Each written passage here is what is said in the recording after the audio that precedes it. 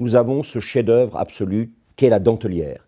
La dentelière est tout entière en concentration. Et si on regarde les lignes du tableau, on voit que tout se concentre sur le travail des doigts, c'est-à-dire presque rien, quelque chose de tout petit, d'à peine remarquable finalement.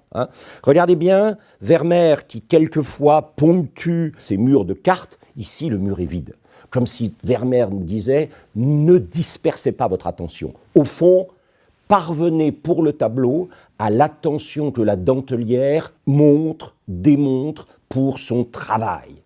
Et ça, c'est assez étonnant. C'est-à-dire que tout est une invitation à la concentration. Concentration de la dentelière, concentration du peintre sur les lignes qui vont amener vers cette concentration et concentration du regard sollicité par les lignes vers effectivement cette épiphanie du travail. Au fond, qu'est-ce que c'est que la dignité de l'homme? La dignité de l'homme, c'est de travailler.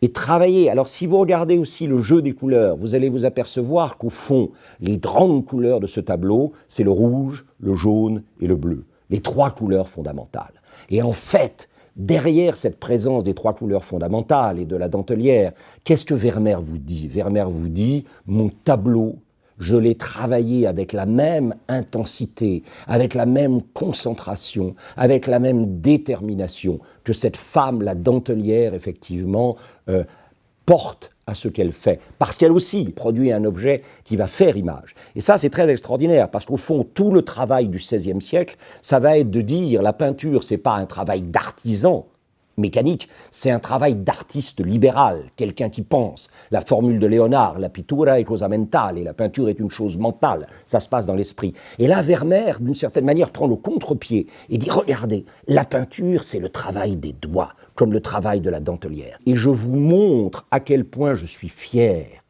de dire que la dignité de mon travail, c'est un savoir-faire impeccable des doigts, au service d'une pensée de choses simples mais fondamentales. Il n'y a pas d'autre dignité que de changer le visage du monde par le travail.